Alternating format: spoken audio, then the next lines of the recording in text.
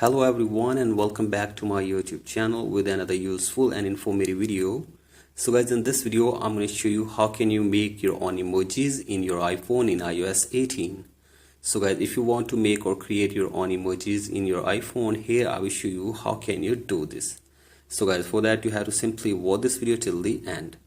So guys, first of all, open settings in your device and from here tap on general. Tap on software update and make sure that you are using the updated version of software in your device.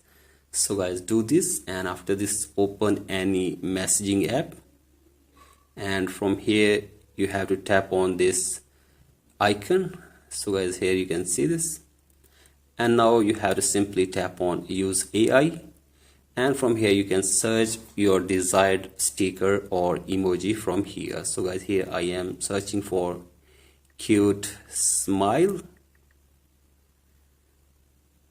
and wait here for some seconds, and now you can see this. There are many cute smiles emojis. You can send anyone from here. So guys, here you can see this, the emoji has been sent from here. So guys, in this way you can also create your own emojis from your pictures as well.